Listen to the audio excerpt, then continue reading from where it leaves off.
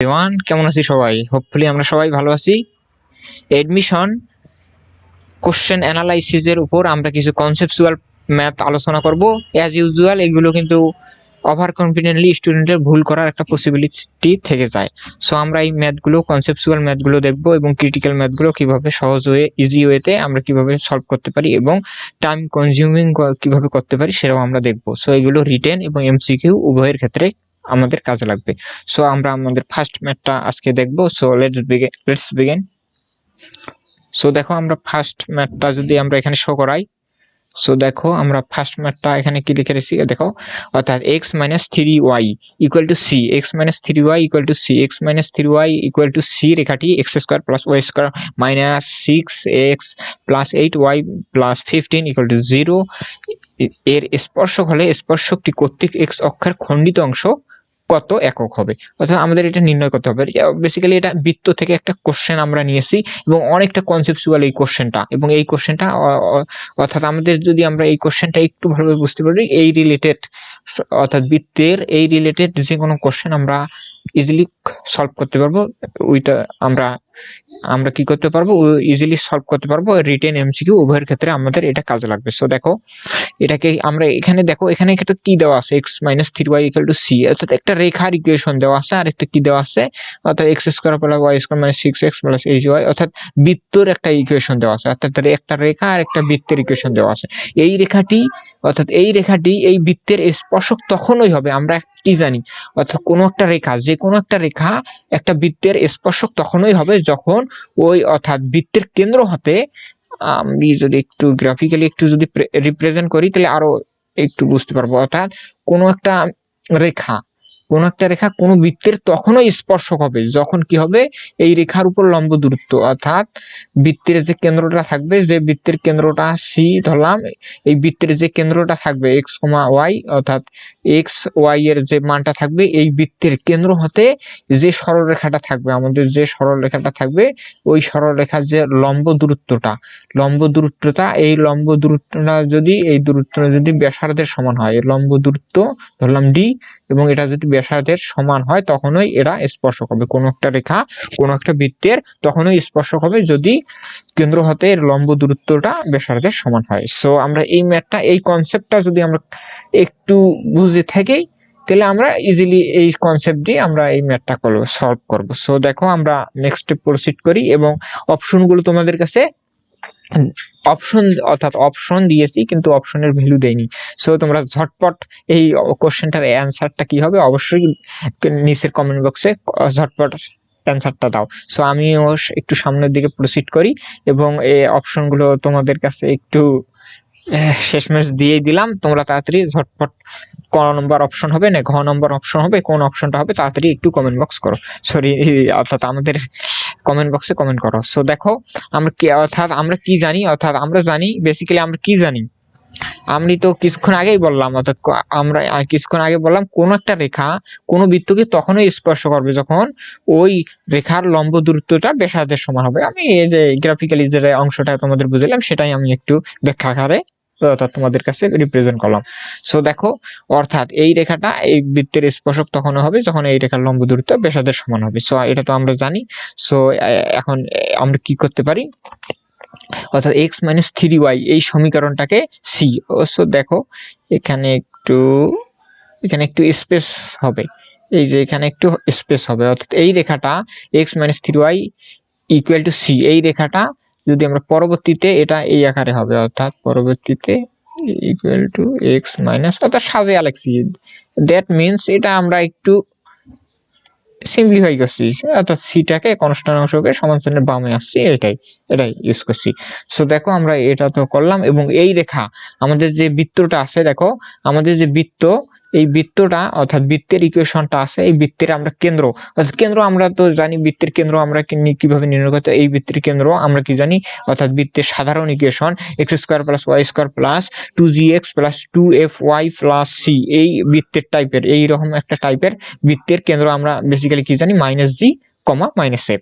So এখান থেকে আমরা মাইনাস জি কমা মাইনাস এফ কিভাবে নির্ণয় করব, এখানে মাইনাস জি এর মানটা কত, দেখো আমরা বৃত্তের যদি আমরা সাধারণ ইকুয়েশনটা একটু লিখে রাখি তাহলে আমাদের আরো কনসেপ্টটা ক্লিয়ার হবে। দেখো x square plus y square plus twice g x plus twice f y plus c equal to 0। এই বৃত্তের আমরা কেন্দ্র কি জানি? কেন্দ্র আমরা জানি মাইনাস জি কমা মাইনাস এফ। এটা তো আমরা অ্যাজ ইউজুয়াল জেনে এসেছি ইন্টারমিডিয়েট থেকে। সো এখান থেকে দেখো এখানে অর্থাৎ জি অর্থাৎ এই অংশ থেকে আমরা কেন্দ্রটা নির্ণয় করেছি এবং এই অংশটাকে অর্থাৎ ওয়াই এক্স এর সহগের যে কোএফিসিয়েন্ট এবং ওয়াই যে কোএফিসিয়েন্ট এখান থেকে আমরা কেন্দ্রটা নির্ণয় করেছি। সো এখান থেকেও আমরা কেন্দ্রটা নির্ণয় করব এই দুই মাঝের দুই টার্মটা থেকে অর্থাৎ এক্স এবং ওয়াই এর যে টার্মটা আছে এই টার্মটা থেকে আমরা কি করতে পারবো অর্থাৎ কেন্দ্রটা নির্ণয় করতে পারবো। সো এখান থেকে আমরা দেখি এখান থেকে আমরা যদি জি তাহলে জি এর মান কত পাবো অর্থাৎ এখান থেকে এখান থেকে এটা জি এর মানটা কত পাবো? জি এর মান আমরা কত পাবো? 2gx অর্থাৎ 2 এই ফরম্যাটটাকে অর্থাৎ দ্যাট মিনস আমি যদি আরেকটু ইরেজ করে দেই অর্থাৎ এটাকে আমরা কিভাবে লিখতে পারি অর্থাৎ এটাকে অর্থাৎ -6x কে আমরা 2gx এই ফরম্যাটে আনবো। অর্থাৎ এই ফরম্যাটে যদি লিখে রাখি তাহলে আমাদের জি এর মানটা কত হবে? x উভয় পক্ষ থেকে চলে যাবে এবং 2 আর 6 যদি উভয় পক্ষ থেকে চলে যায় এখানে কত থাকবে? 3 থাকবে, -3। অর্থাৎ দ্যাট মিনস আমরা কত পাবো? জি এর মানটা কত পাবো? -3। জি এর মান -3 পাবো। এবং অনুরূপভাবে সিমিলারলি আমরা যদি পরের অংশটাকে প্লাস 8y কে আমরা কি করব অর্থাৎ 2fy এর সাথে কম্পেয়ার করব। আমরা করলাম, কম্পেয়ার করলাম এবং এখান থেকে উভয় পক্ষ থেকে ওয়াই চলে যাবে, ভ্যানিশ হয়ে যাবে এবং 8 আর 2 এখানে একটা 4 থাকবে। সো এখানে ফাইনালি আমরা কি পাবো? এফ এর মানটা 4 পাবো। সো হোপফুলি আমরা এটুকু বুঝতে পারছি। সো আমরা যে কেন্দ্র আমরা কি জানি? বেসিক্যালি কেন্দ্র জানি -g, -f। কেন্দ্র আমরা জানি -g, -f। সো এখান থেকে যদি আমরা কেন্দ্রের মানটা এখানে বসে দেই সো জি এর মানটা কত পেয়েছি? -3।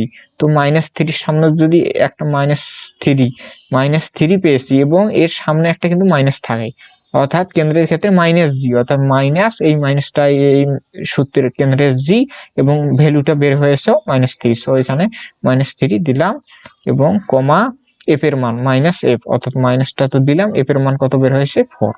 সো এটাকে আরেকটু সিম্পলিফাই করলে আমরা মানটা কত পাবো? প্লাস মাইনাস প্লাস হবে 3, -4। এটাই আমাদের অর্থাৎ আমরা যে এখানে যে কেন্দ্রটা বের করেছি সেটা আমি আরেকটু এক্সপ্লেন করলাম। সো হোপফুলি আমরা এটুকু বুঝতে পেরেছি। এবং ব্যাসার্ধ আমরা তো জানি বৃত্তের ব্যাসার্ধ আমরা কিভাবে নির্ণয় করব? আমরা অ্যাজ ইউজুয়াল তো ইন্টারমিডিয়েট থেকে পড়ে এসেছি ব্যাসার্ধ ইকুয়াল টু ব্যাসার্ধর সূত্রটাও যদি একটু লিখে রাখি তাহলে আমাদের হয়তো বা আরো একটু ক্লিয়ার হবে। ব্যাসার্ধ আর ইকুয়াল টু আমরা কি জানি? ব্যাসার্ধ r equal to √/g² plus f square minus c. এটা আমরা ব্যাসার্ধের সূত্রটা জানি। সো এই ব্যাসার্ধের সূত্র থেকে আমরা যদি এখানে অর্থাৎ জি এর মান, এফ এর মান এবং জি এফ এর মান এবং কনস্ট্যান্ট অংশ সি অর্থাৎ কনস্ট্যান্ট অংশ 15 যদি বসে দেই তাহলে আমাদের মানটা কত পাবো? √10 পেয়ে যাব। সো আমরা √, কত পাবো? 10 পাবো। এখান থেকে একটু সিম্পলিফাই করলে আমরা মানটা কত পাবো? √10। সো হোপফুলি আমরা এইটুকু অর্থাৎ বৃত্তের কেন্দ্র ব্যাসার্ধ নির্ণয় সংক্রান্ত আমরা একটু এখান থেকেও কনসেপ্টটা ক্লিয়ার করেছি। সো আমরা নেক্সট স্লাইডে চলে যাই। দেখো নেক্সট স্লাইডে আমরা কি করব দেখো। সো আমাদের আরেকটু ম্যাথটাতে ব্যাক করি। দেখো এখানে কি বলছে অর্থাৎ এই রেখাটি এত বৃত্তের স্পর্শক তখন হবে যখন আমরা কি জানি ওই কেন্দ্র হতে এই রেখার লম্ব দূরত্বটা কি হবে? ব্যাসার্ধের সমান হবে। সো এটাই আমরা একটু এটার অ্যাপ্লিকেবল আমরা পরবর্তী স্লাইডে আমরা দেখব। অর্থাৎ এই যে এই রেখাটা আছে এই রেখাটা কি হবে?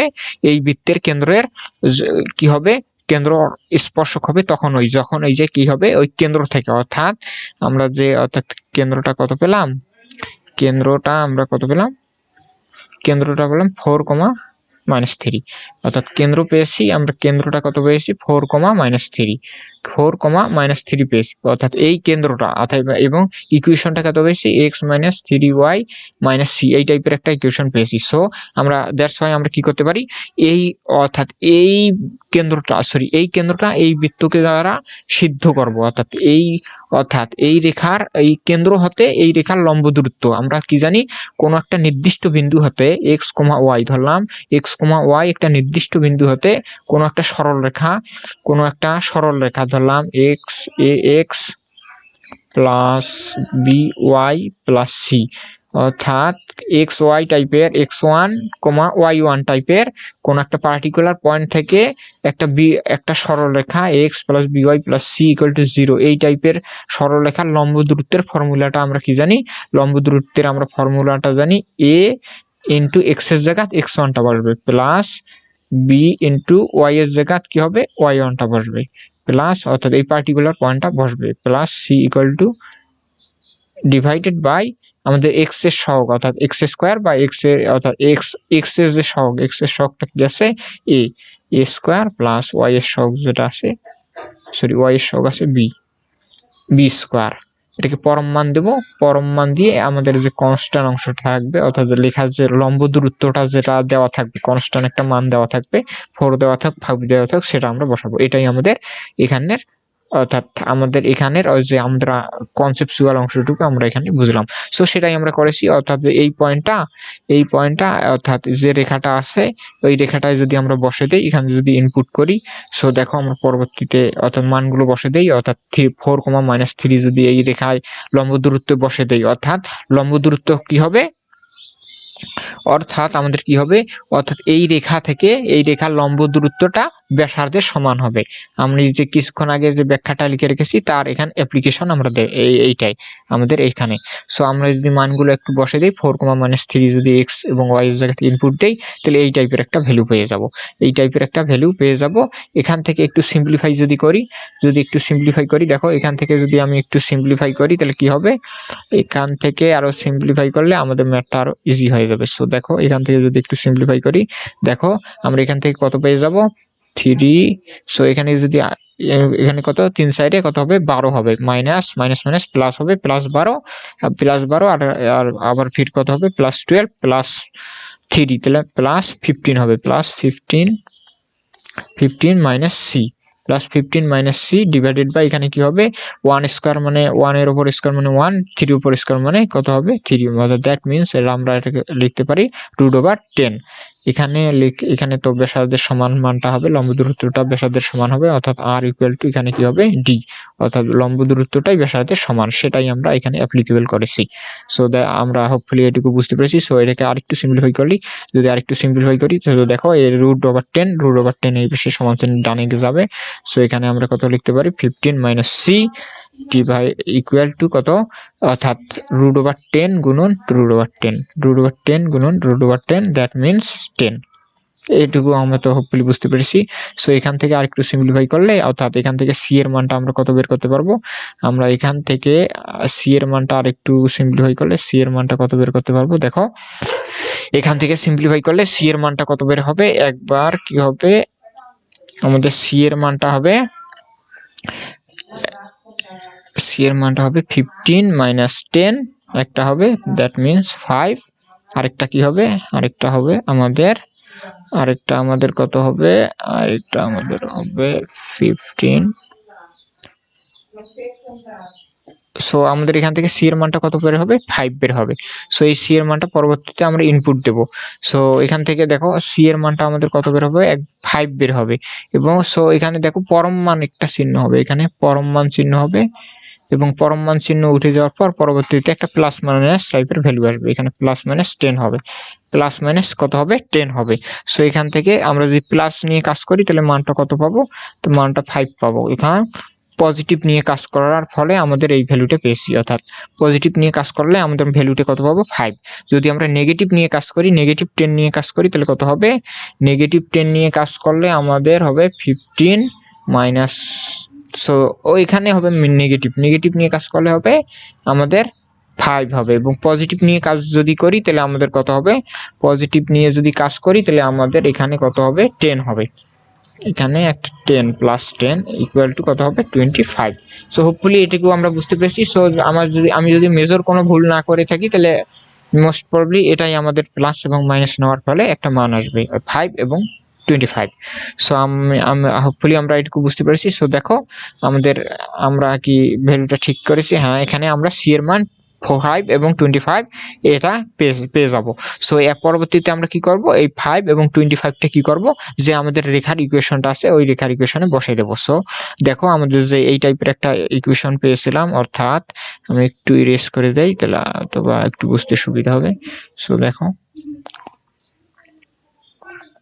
সো আমরা কাইন্ডলি সবাই প্রত্যেকেই আমরা কি করব, ভিডিওটা শেয়ার করব।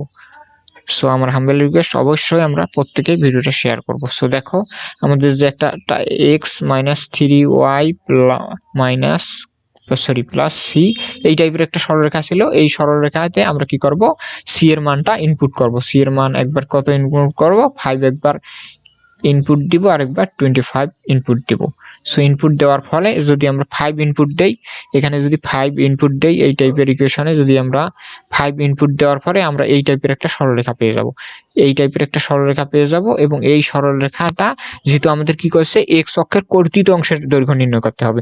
সো আমরা একটা জেনারেল একটা ফর্মুলা কি জানি, x divided by a plus y divided by b equal to 1 এই টাইপের, অর্থাৎ এই টাইপের ইকুয়েশনের ক্ষেত্রে এক্স অক্ষের কর্তৃত অংশটা কি হবে, এক্স অক্ষের কর্তৃত অংশ হবে এটা হবে এ, অর্থাৎ এক্স অক্ষের কর্তৃত অংশ হবে a, 0 আমরা তো জানি অ্যাজ ইউজুয়াল, এবং ওয়াই অক্ষের কর্তৃত অংশ কি হবে 0, b। এই টাইপের ইকুয়েশনের ক্ষেত্রে আমরা জানি ওই রকম একটা জেনারেল এই সূত্রটাকে, অর্থাৎ এই ফরম্যাটে আমরা যদি নিয়ে আসি, এই সূত্রে ফরম্যাটে নিয়ে আসি, তাহলে অর্থাৎ আমরা কি করব, উভয় সমান চিহ্নের ডানে আমাদের কি করতে হবে, 1 করতে হবে। দ্যাটস ওয়াই আমরা কি করতে হবে, যদি সমান চিহ্নের ডানে যদি আমরা 1 করতে চাই তাহলে আমাদের কি করতে হবে, 5 দ্বারা ডিভাইড করতে হবে। সো উভয় পক্ষকে যদি 5 দ্বারা ডিভাইড করি, এখানে 1 হবে, x divided by 5 plus y divided by minus, এখানে কি হবে, এখানে মাইনাসটা এখানে দিলাম, কারণ এখানে সূত্রের এই সূত্রটা আমাদের এই জেনারেল ফর্মুলার সাথে এক্সাক্ট মিল করার জন্য আমরা এখানে প্লাস দিব, এখানে প্লাস দিব এবং এখানে মাইনাস দেব। পরবর্তীতে আমাদের কি হবে, প্লাস মাইনাসে মাইনাস হবে, যা এক্সাক্ট আমরা অর্থাৎ যে এই সূত্রের সাথে মিলে যাবে। সো এরকম টাইপের একটা ফর্মুলা পাবো। সো এখান থেকে এক্স এর কর্তৃত অংশের মান কত পেয়ে যাবো, 5 পেয়ে যাবো।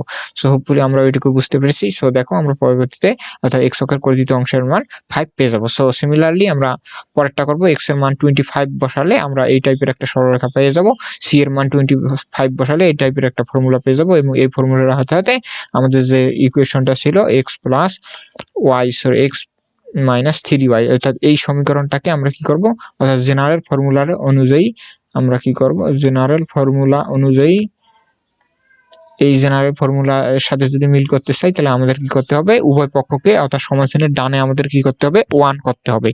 সমান চিহ্নের ডানে আমাদের কি করতে হবে, 1 করতে হবে। এই কারণে আমরা কি করব, উভয় পক্ষকে সমান চিহ্নের ডানে যে সংখ্যাটা থাকবে সেই সংখ্যা দ্বারা ডিভাইড করব। 25 দ্বারা ডিভাইড করলে এইরকম একটা মান পাবো এবং এক্স অক্ষের কর্তৃত অংশের মান 25 পাবো।